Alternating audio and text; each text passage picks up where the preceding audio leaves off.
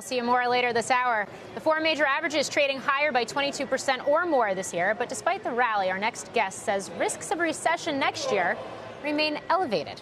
Joining us now with his 2020 outlook is David Rosenberg, president of Rosenberg Research. David, great to have you on. We've been hearing this narrative in recent weeks, and we've heard that this is really what's powering the markets higher right now, that we're seeing the slowdown in global economic growth bottom, stabilize, poised for renewed strength in 2020. Why do you think there's still elevated risks of recession? Well, actually, when you're taking a look at official recession risk models, they're at the same level today that they were at 12 months ago when the stock market was 30% lower than it is today. And it's interesting that nobody talks about the fact that, we got the Conference Board's leading economic index a few weeks ago for November. The consensus that it was supposed to go up, it was flat, and it's actually been flatter down 6 of the past 7 months.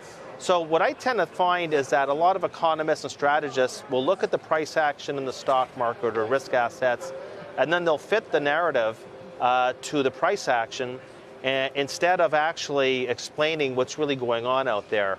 Now, we can talk about the full year if you want to talk about the full year, but here's the reality. The reality is that as of October the 8th, the 12-month return in the Wilshire 5000 index was 1.2%. And on October the 8th, the 12-month total return in the 30-year Treasury was plus 30%.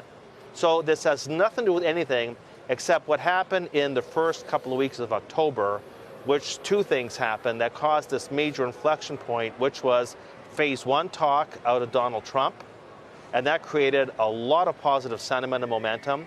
And that's when the Fed issued its memorandum saying that they were going to start to hoover up the Treasury bill market, not saying it's actually QE4 when it actually is QE4.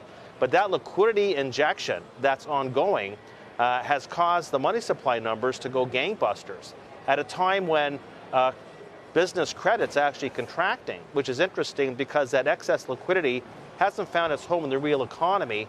It's found its way into risk assets. By the way, not just the equity market, but look at what credit markets have done, look what commodity markets have done. So in the past 3 months, we've had this real sudden liquidity-infused run-up in risk assets writ large, nothing at all to do with the fundamentals, despite what the gurus are telling you.